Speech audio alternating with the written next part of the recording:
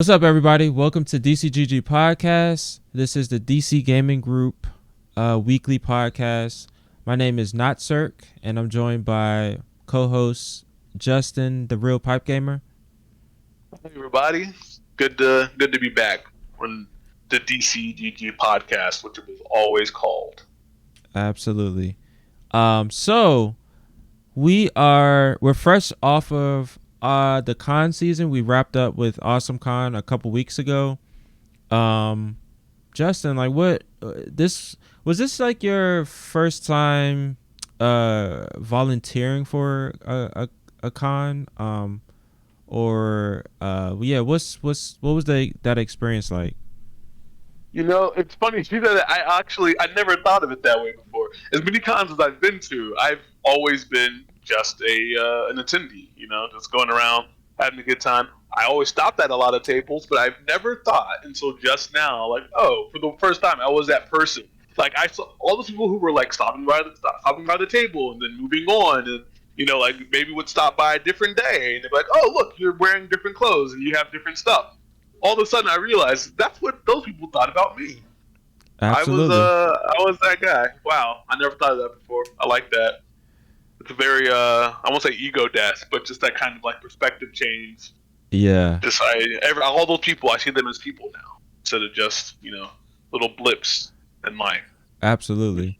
I would say so this is probably like my what is this, 2021. So I started 2015, started doing Awesomecon. And so yeah, I mean, this one was by far like the easiest one. I mean, we had a whole lot of help. Shout out to the DCGG staff that volunteered for Blerdcon and Awesomecon.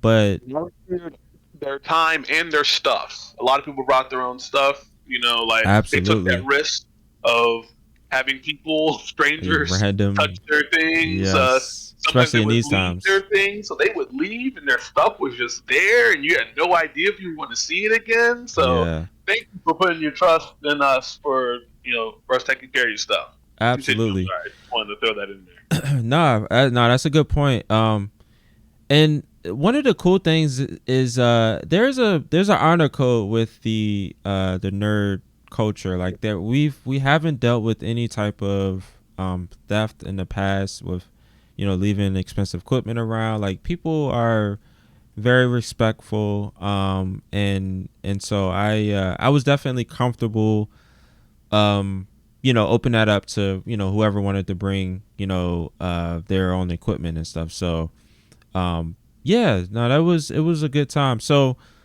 Justin, this was your first Blerdcon. How was it? What was your experience like? Are you looking forward to next year? I'm definitely looking forward to next year. I don't even like.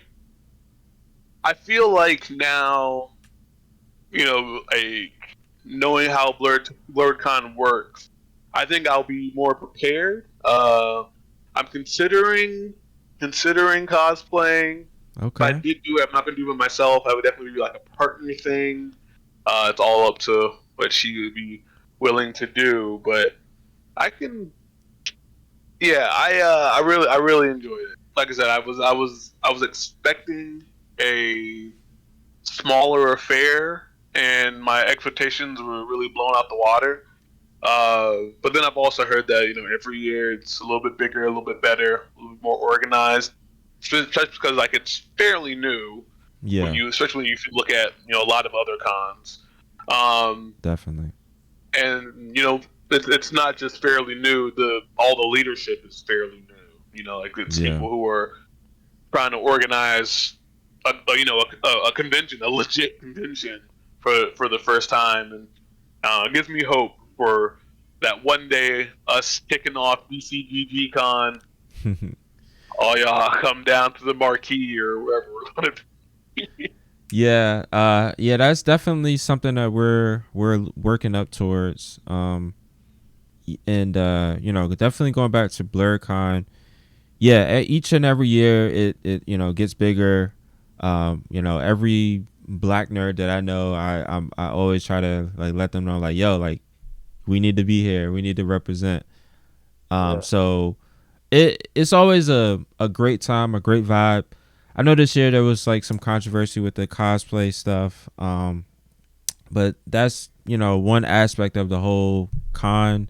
There's a lot of people that are participating in it that do good work, that host really good events within the con. So don't let that it's like I said, this is a fairly new con. I mean, this is going on his fourth. I think that was his fourth year. So there's definitely going to be some growing pains, and this is how cons get better. We provide constructive criticism. I personally know the con chair, and he's a good dude. So he's listening, and he's taking feedback, and he's going to make adjustments going forward. So there's nothing to worry about in that regard, but it is definitely a great place to meet people. It's very laid back. Like Justin was saying, everybody was cosplaying, so if you got any ideas to cosplay, this is definitely a good time to do so. But yeah, it was a really good time, and to comment on our presence at DC Gaming Group, at Blerdcon as DC Gaming Group. We had a really cool setup. We got like basically like immediate, like as soon as you come down, like heading down to the game room, like we were literally right in front. So we had really good visibility. We hosted a couple panels. We did one with featuring black game developers in the DC area, and talked about their journey and how we could get more of us in that space. So that was cool. And then actually, we as DC Gaming Group, we only did one panel, but I did two other ones with Blurred Dimension. But yeah, it was a great time. Definitely looking forward to next year. So concluding Blerdcon, going straight into Awesomecon. Justin, what was your thoughts with Awesomecon? What were some highlights? So I will say that I was expecting bigger at Awesomecon, and that still exceeded my expectations. Awesomecon is huge. I also didn't know that Awesomecon was basically just a Comic Con. Mm-hmm. And Blerdcon. So the week before, was it the week before? The week or a week or 2 weeks. There was a few weeks in between. Oh yeah, Otakon. Okay, yeah, Otakon was like I think it was like a couple weeks maybe. Yeah, and as much as I enjoy anime, I am my geek is very wide. I like a lot of eclectic stuff that is all genre, and Awesomecon was just Awesomecon was all my interest, all of my geekiest friends' interest, and then like other interests that I didn't even know existed. Sure. Like looking around there, I was like, you could have the most niche, tiny hobby of a thing, and it is somehow like there's art of it, like at Awesome. It was ridiculous. I spent forever walking that floor, looking at everything that I thought was interesting. I know for a fact I missed stuff. Like it was insane. Too. I saw Charles Martinet. I saw the voice of Mario. That was wild. I didn't spend the money to like talk to him and like have him sign anything. That's the Comic-Con hustle. You got to pay money to get some signatures and some selfies. But here's the secret. So even though I could not like fake a picture, like I was going to try to, because he was in a place where like he was like 3 booths down in a row, but whoever was supposed to be those first 2 booths, like they didn't show up or they left early. So it was basically just like him, and I was going to see if I couldn't like sneak a fake selfie, be like, like not pay $60 or whatever it was to talk to him. But I did. I was close enough I was within earshot. And whoever he was like, it's a me, Mario, for somebody else. I was like, I heard it. I heard it in real life. That's good. Like, that person paid money for that. I didn't pay anything. So I feel like I won. And I walked away. But yeah, I bought some Steven Universe merch. I bought a comic book, the Tuskegee Heirs. Yeah, so I bought that first volume, and I thought I got everything, but apparently there's only 3 issues in that volume, and then he has issue 4. So I don't know. I haven't read it yet. If I like it, I might just wait for volume 2. I prefer paper, like the trade paperbacks. Yeah, where there's multiple things inside.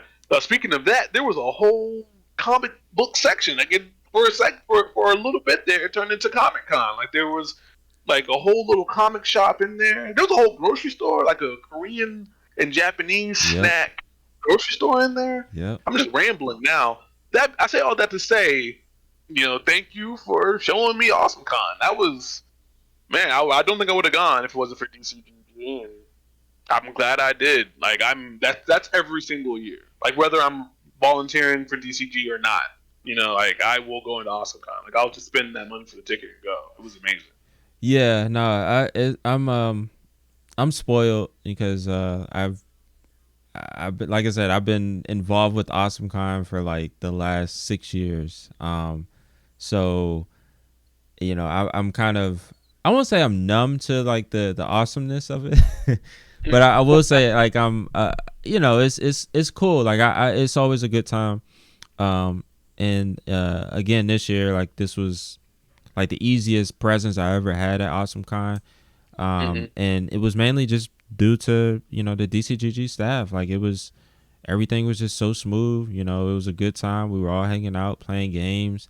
We were able to, expose some people to games they probably never would have played. Like, we showcased Windjammers. We got some folks hooked on that.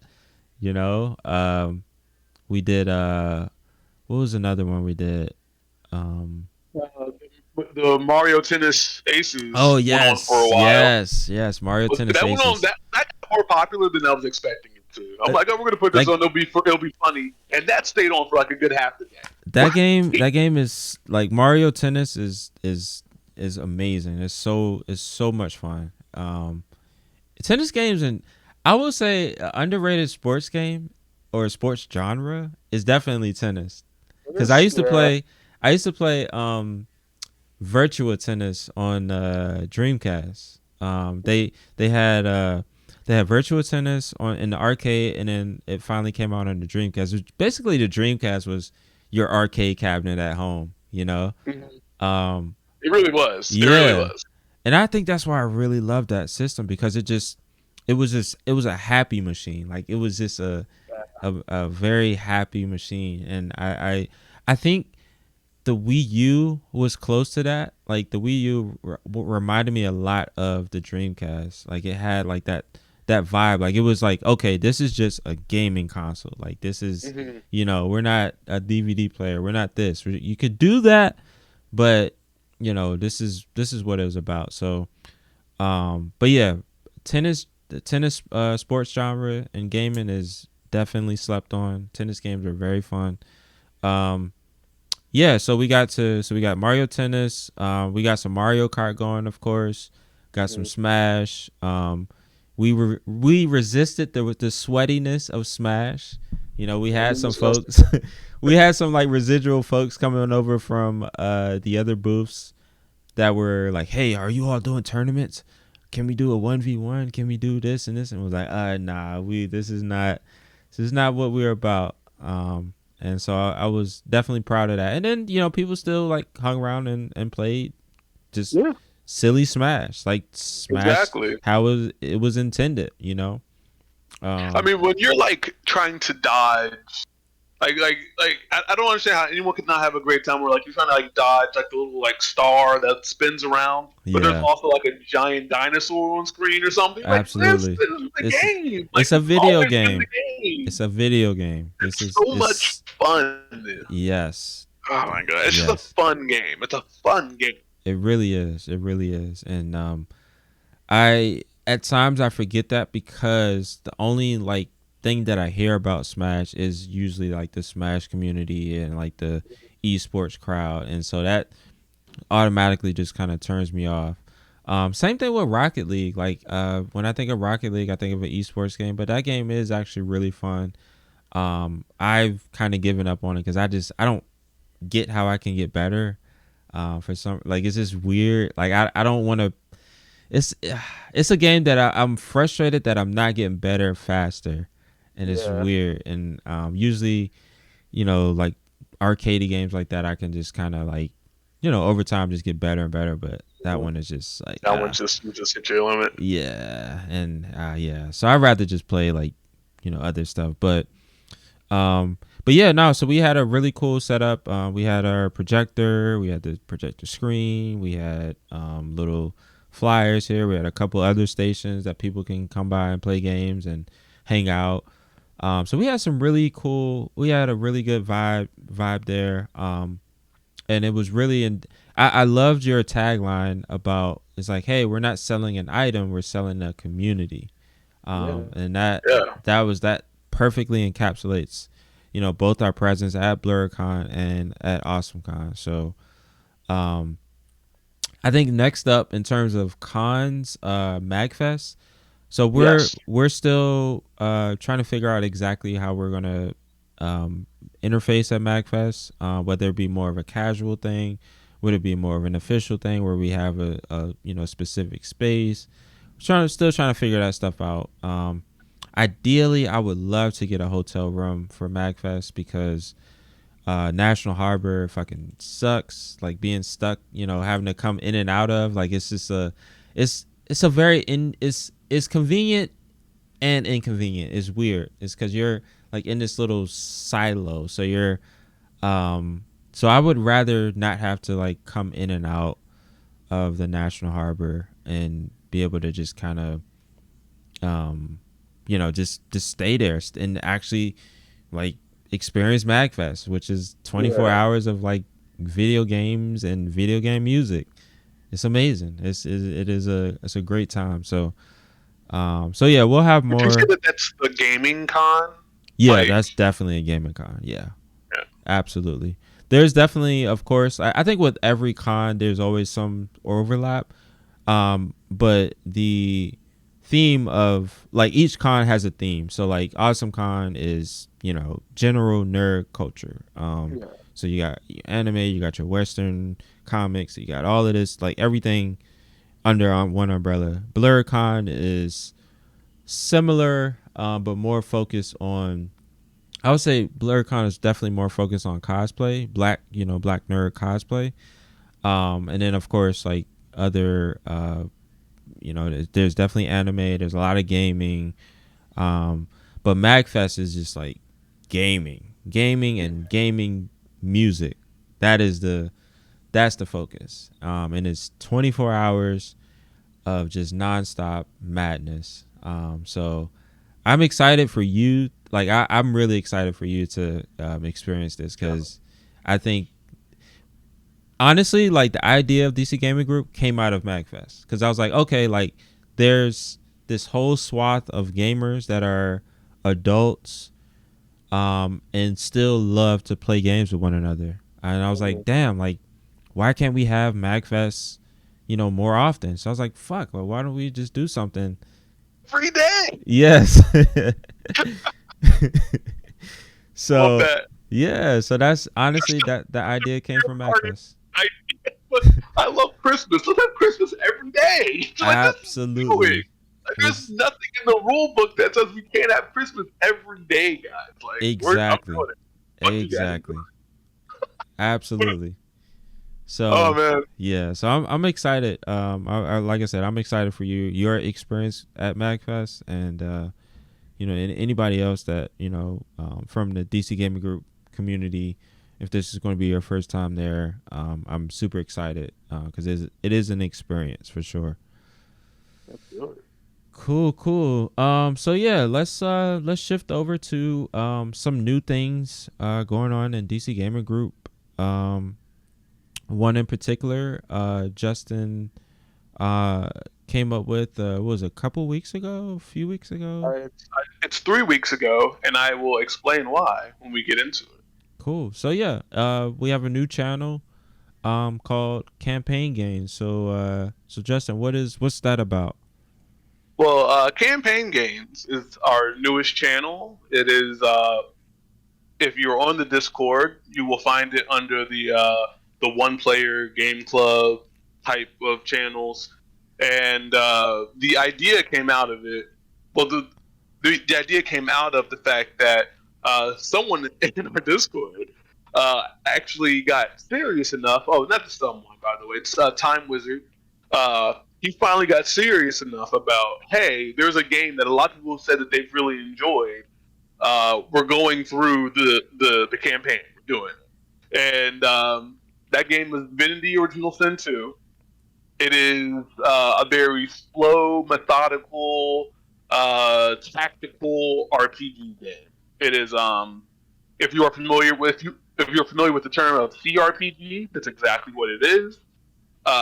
It's Dungeons and Dragons in a video game. For those who don't know what that term is, it's very open world if you want to look at it that way, but that's really not how the game views itself. It's just it's a really rich game. It's a good 80 hours, 85 hours long, and yeah, like I said, Kyle just was like, I'm doing this. I'm organizing this group, and once we all decided like we're actually doing this, we had a thread that was in the Discord, something that Discord recently added, and one day Time was like, this is going to disappear after 3 days of inactivity. I'd rather not have to, every 72 hours, whatever, pop in here and write bump, like into the thread and keep it going. So he's like, is there anything we can do about that? And Colrus and I are, we're both staff and we're both in that group, and we're like, yeah, we should be able to do this. We can make a channel. So I bring that to you guys because I have no idea how the Discord works, and you're like, oh, it's fairly easy actually, and you guys showed me how to do it, which was a big deal for me. Like we're all in our own rooms, doing our own thing, but like if we were in the office, like the DCGG office, and I walked in like, hey guys, can we do this thing? Me being like one of the newest members. And you're like, no, yeah, here you go. Here's how you do it. You just walked away. I'm like, oh man, you guys gave me that power. You gave me that knowledge. You could have been like, walk to the other room and be like, yeah, sure, I'll do that for you. Like, don't you worry about that. Like, you stay over there. We'll fix that up for you. But no, you gave me that knowledge. You gave me that power. So I'm like, okay, I did it. And I don't know if the last time you made but it tells you like, hey, by the way, because it's a new channel, within 3 days of inactivity, this channel will be gone. And I'm like, this is the same issue. I didn't know I was going to do this, but I didn't tell anybody that. And I put it up there, and I let people know, like, hey, this is the channel. Come in here, find other people to play, through a whole game with. While we have, things like the Gameclub, where everyone separately plays through a whole game. Then we have Looking for Group, which is, get people together just to play, a couple rounds of one game. This was a different view. This is like, hey, we are going to go through this whole thing. We have decided as a group that we are going to beat this game together. So, of course, I told the group that were playing Divinity, I'm like, hey, there's a room for us now. No need to worry. But soon after that, we had a couple people in there like, hey, let's go through Gears. And, that was a big deal. It was important that, okay, this room is going to live outside of us trying to play through Divinity together. Absolutely. So like, it's not as utilized as much as I would like it to. But today we were just talking. I think the magic of that room might come from looking to the future as opposed to trying to beat something now. Mm-hmm. So I pulled up a list of like games that I know are coming out that are co-op that people can go through. I'm not going to go through a whole list, but one thing that really jumped out to me is Gotham Knight. I forgot about that. That's not the Rocksteady game. It is the other studio it's Montreal, WB Montreal, I think. Is that what it is? I think so. So yeah, Gotham Knights is their game. Suicide Squad That's Suicide Rocksteady. Dice, Yeah. Rocksteady. And you know what? There you go. Boom. There's both. Because I don't think that's been confirmed, or it has. Honestly, I remember the Fandom happened, and I watched it, but I didn't retain a lot of that. I don't know if the Suicide Squad is going to be a 4-player game. I Like everyone takes a believe pick. so, if I'm not mistaken. Yeah, it's not I clear. would love that. Yeah, it's not clear.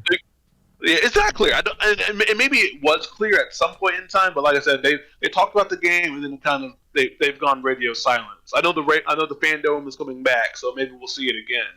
But yeah, if I could do that with some people and dibs on King Shark, I would love to go do that. But really, Gotham Knights, it's going to it looks like it plays like Batman Origins, regardless of how you felt about the writing of that game or whatever. The gameplay was smooth. It was still great. Yeah. But like that, but with a little bit of RPG elements put on top, and I think it goes up to 4-player, 3 or 4-player. Either way, like I want to do that. I mean, in dibs on Red Hood. I want to do that. So when that comes, close to being out, I, want to put out there in campaign games like, hey, does anyone else want to buy this and like play through and go through the game?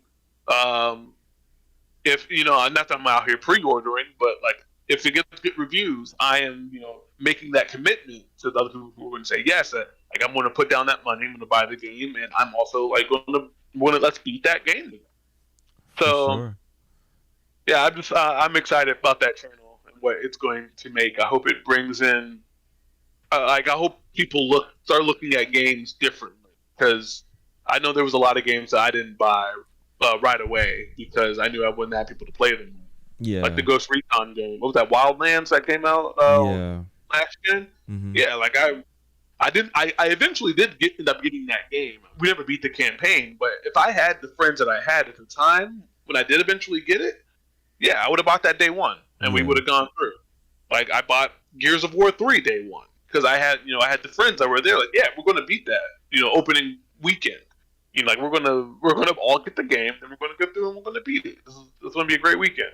So absolutely, yeah, like I hope people can start looking at games like that again or for the first time. For sure. Yeah, no, I'm excited. I mean, I definitely have a list of games that I want to co-op with some folks. Like definitely Gears 5. I already beat Remnant, but I liked it so much that I wouldn't mind doing it again. And there's some more stuff. But those are like the top ones that I'm definitely looking for some folks. So yeah, I'm gonna be utilizing that channel going forward. So I definitely look forward to that. And that just goes in the spirit of, the category that it's in is Gameclub. It's not because all of our other, channels are usually more like PvP ish. Of course, like with like Arcade and Slayers Club and Fight Club and all that, those are more like PvP experiences. So something that is like more co-op is definitely needed, and a lot of folks, aren't into the PvP stuff. So we're all about just having an avenue for every type of gamer, especially single player, folks, and folks that just want to hang out and co-op. So I'm excited. I'm excited for campaign games. So yeah, so definitely stay tuned to that. If you have any games that you want to co-op with within the community, definitely post it inside of campaign games. So yeah. A great place to meet those people that you play through the campaigns with? In person. Absolutely. On to our next point of today. Great segue. In-person events. So we're still deciding on, trying to choose a venue that we want to do. I mean, we've been working at City State in collaboration with the Killer Queen group. They usually meet every Friday, I believe. So we just kind of piggybacked off of that. But we definitely, as DC Gaming Group, want to do more of a DC Gaming Group style event. What does that mean? Well, bringing more games out. So having, instead of, the Killer Queen cabinet, we can play Killer Queen Black on the Switch. Having, more games like Windjammers, or, get some, Mario Tennis going. So stuff like that.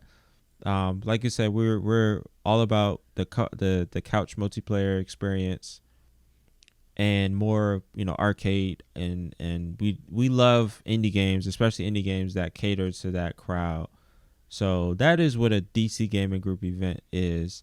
And then also now, thanks to Justin, we have a huge tabletop, like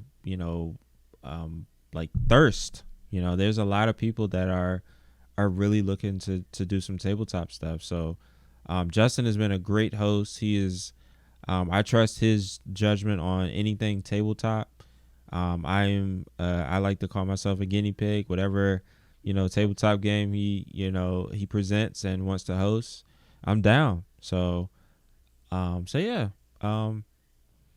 Anything else for in-person events, Justin? Let's see. Ren has been a great job, really. Speaking of the tabletop thing, like we do bring some board games to City State when we go, but we're trying to get that as be its own, standalone event. And Ren has been looking into some different locations. So, if we're location scouting, that means that we're being a little bit more serious about this. So that really is something to come. Sure. But other than that, I don't know. I don't know. You know what? Let's put that out to the community. I don't know where we would put this. I don't know. Maybe, I don't know. Well, there's so many places. We can just toss it in general. I want to hear from our members. Like, what do you guys want to do? I mean, I feel like a lot of times, we're telling you what you want. Maybe y'all don't want a board game night. Maybe I'll just rather just do the board game night at City State. That's maybe that's the thing. I don't know. Maybe we should talk to people. We should hear from the people. Tell us, you guys tell us like what you want, because sure. Yeah, we want to be able to make sure everyone is catered to, just like the gamers. Like anyone, all the social butterflies. Like what do y'all want as well? Definitely. So yeah, so we'll have more information going forward on in-person meetups. Of course, we're still in the midst of the pandemic. So we're going to exercise a lot of caution. Whatever venue that we're going to be in, we'll follow their guidelines in terms of gatherings and social distancing, mask, and all of that stuff. So if we definitely understand if you're exercising caution at this point in time, but I will say we will, as DCGG staff, we will definitely be making sure that we're following all the guidelines that is typical in large gatherings these days. So yeah, stay tuned to that. And another thing to stay tuned to is our virtual events.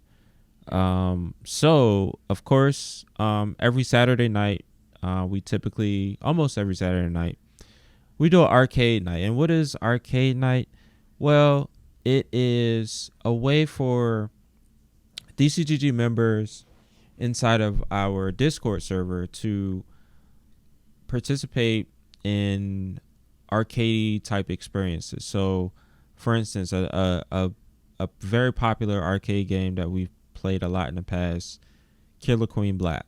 It's a very simple, easy to pick up, hard to master game, and you can get 8 people in there, if I'm not mistaken. Killer Queen Black is 8 players. Yes. The arcade is the one that's 10.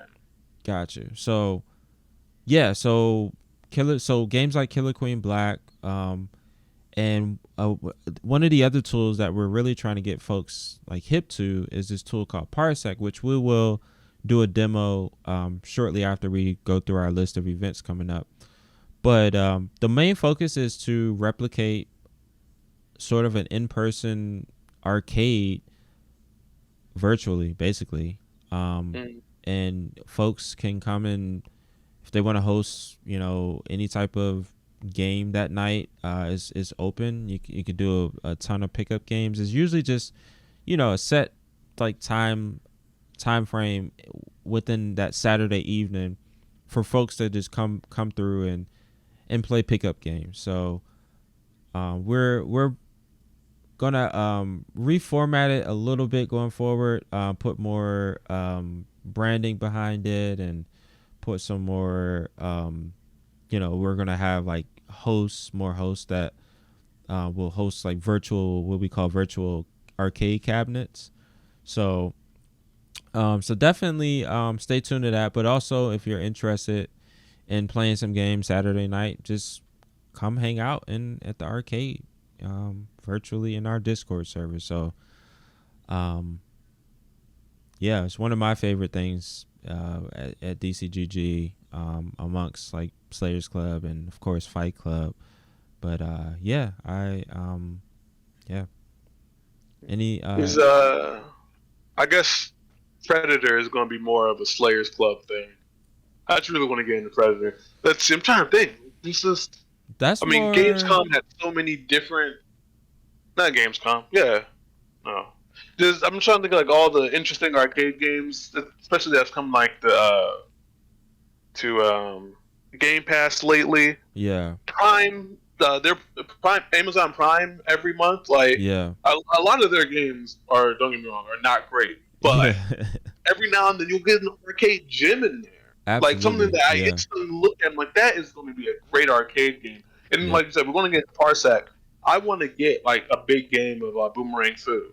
Oh yeah, I think for sure. I don't know how well that sold because I know I got to push on the Switch to a degree. Yeah. But I don't know. Like I said, I don't know how well it sold or anything. But I downloaded it and I played it because Amazon Prime gave it away. And it was a really small download, and my laptop isn't very strong, but I knew it could run that easily. And I played that for a couple of hours by myself, mind you. It was like one-on-one versus the computer, and I found myself like having a lot of fun with it, like laughing out loud by like how they say it's silly, just your pieces of fruit or like a tiny little bear or something, and you just chuck these boomerangs and you run around and it's like an isometric view. The boomerang is going to go and make an. You don't have to like press a button to catch it or anything. Just if your body, hits it or whatever, you pick it up. You pick up your own boomerangs. And then if there'll be like little circles in the ground that glow a certain color. You go to that thing and it's going to get you a power up. So the blue one's going to get you like the ice boomerang. And when you throw it and it hits the person, they turn into a block of ice. And either you can like run up to them and like chop at them and do damage to them.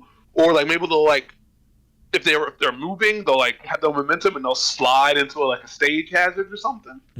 Like that was I ended up playing that for hours. I think it goes up to 8 players. Oh really? This is perfect. Oh we gotta Parsec that. Yeah, I'm saying like and I know people are like, oh, I don't have that game. Why would I ever have that game? And the answer is, you know what? You're right. Why would you ever have that game? But who does? We do. Yeah. Like. And all you need is Parsec, a free thing for now. I don't know if you saw, it recently got bought. Yeah. I think it'll stay.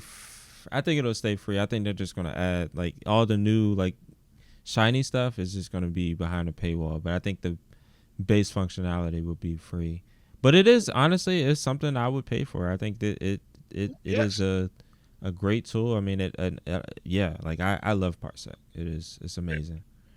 I mean, like I would pay for it, and I would almost pay. I would say I would pay a subscription for it because basically what you're doing is that you're letting me get access to all of my friends' games.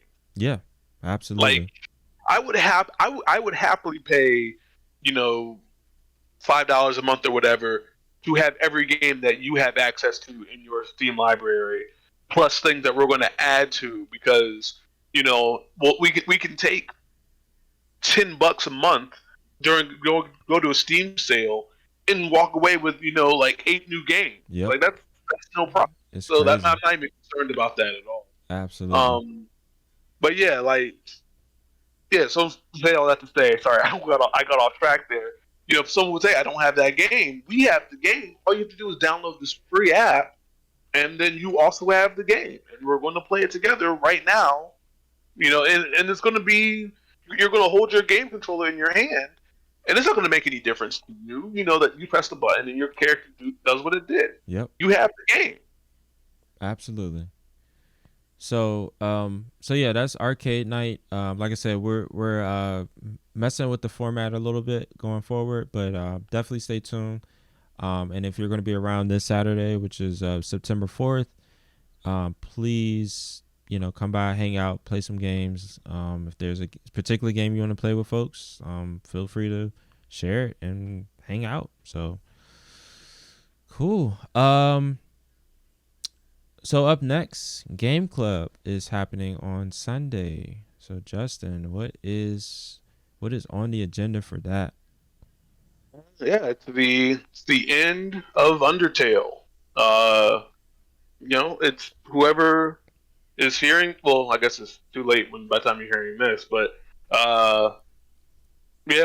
people should be finishing up this weekend if they haven't finished already.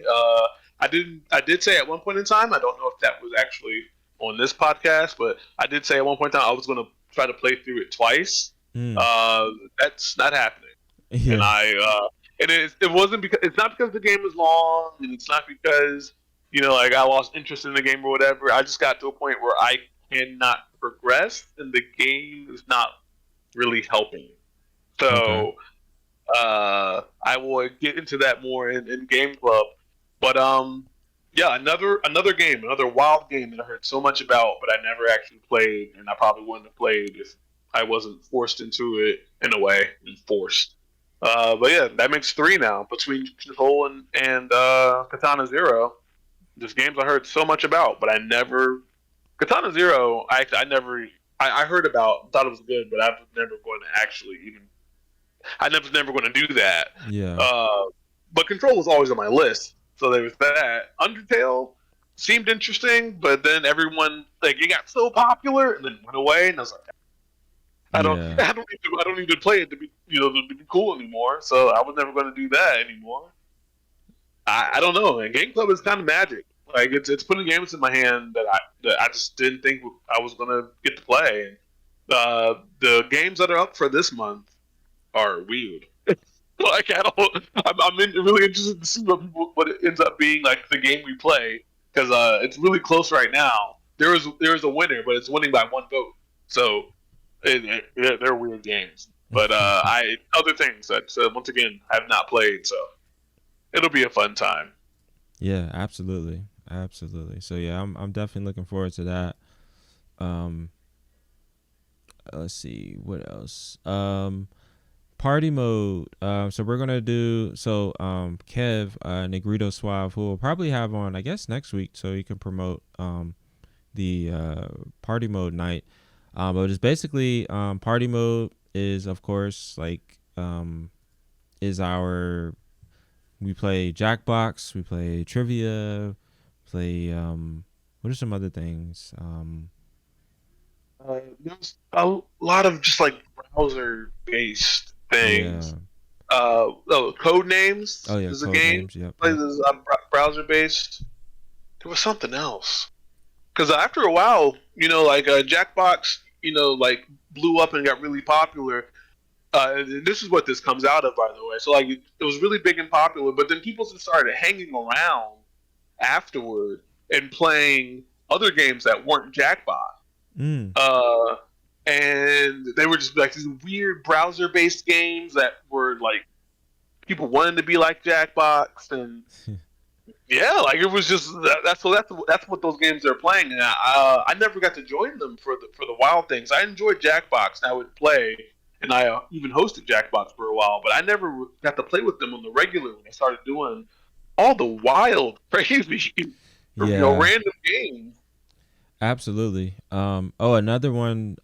When it was a craze. Was Among Us. That was a big game that was being played, and grew a following, and just kind of became his own thing.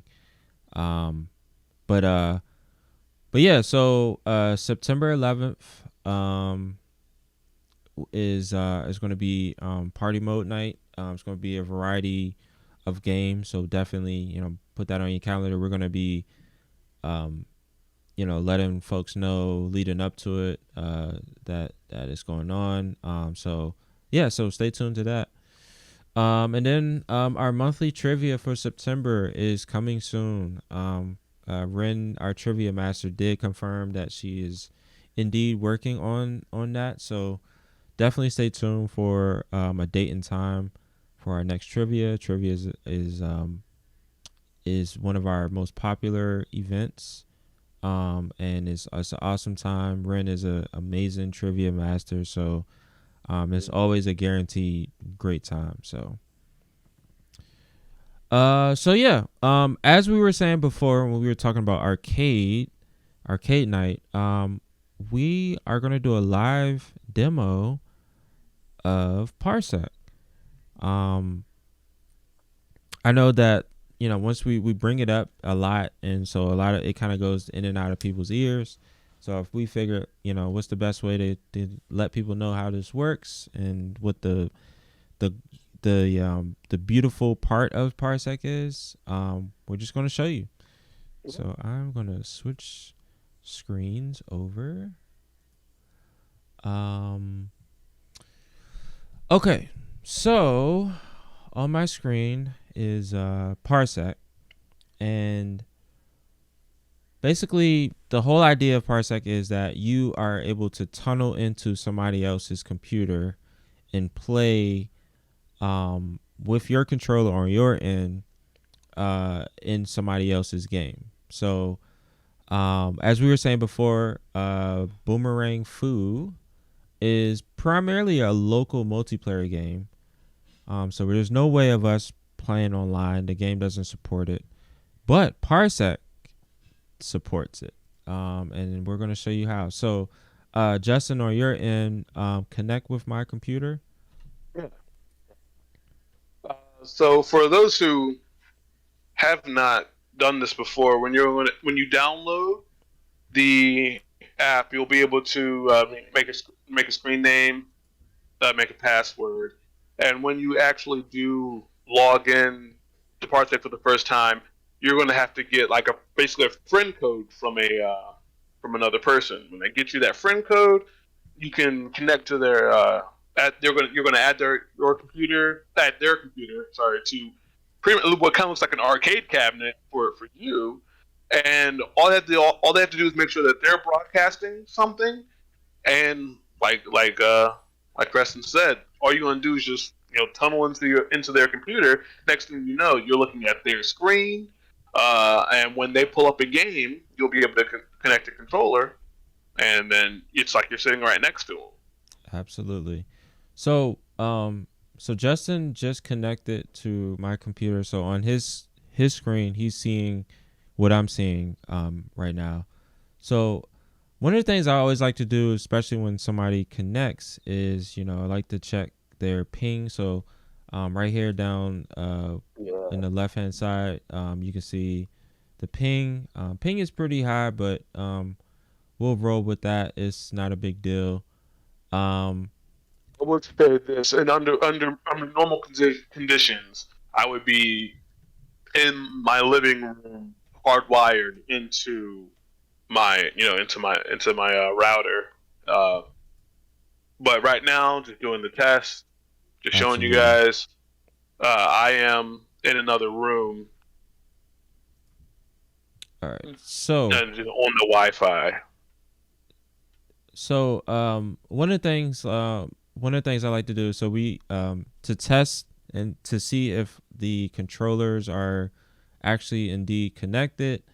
I usually like to go to gamepadtester.com, and this will show that this is the controller on my end. All right, cool. So Justin, you are connected. Yes. I see you. So you're pressing yes. Yeah. Yep. So. All right, cool. So this is magic. So this on my end, his controller is basically being read as a local controller. So So let's fire up some boomerang food. So like we were saying before, a lot of these indie games that support couch multiplayer experiences, this allows us, since we're not able to be in person all the time, this allows us to continue to enjoy these games, but we're able to play it via Parsec. So it is magic. So I'm a big fan. Speaking of campaign games, I'm gonna hit you up on there one day, and we're gonna go through Hunt Down and use Parsec to do it. I would love that. That is, Hunt Down is like one of my favorite games. That game is just so crazy. So we are firing up.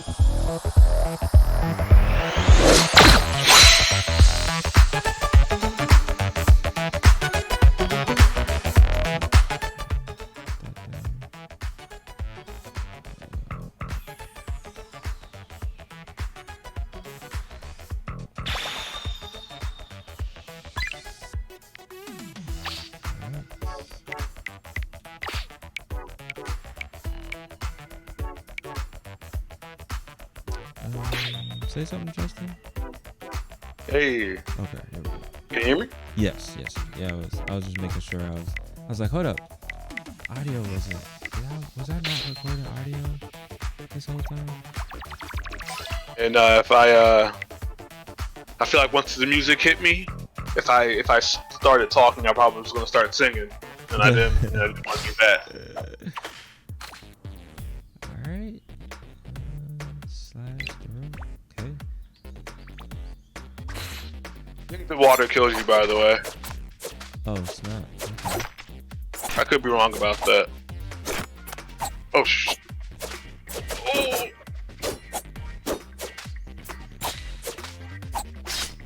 Ah! Oops.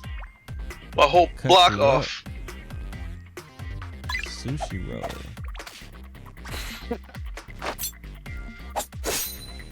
Oh, you can. Oh, okay.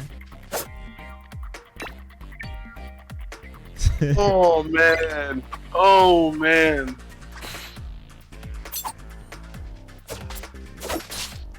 Oh my god. Oh wow. All right, let's not do this. Oh, what was that? Oh, it was a warp. Oh, that is cool. That is so cool. I can't have my only. Whoa. Oh, good stuff. Oh yeah, we definitely gotta get more people in there. This is a crime. This is a crime. Especially if I'm right and it goes up past. Oh, you can die out there. You can die past these barriers. Oh, I drowned. Good. Oh, this is I'm overcooked. I know, right? Oh. No. Oh no. Oh. I think that was a tie. Wow. Oh, I think the power-ups are showing up.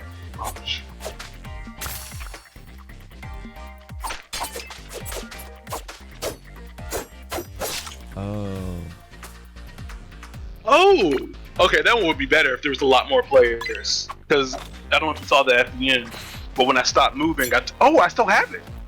Oh yeah, the cloak. Yeah.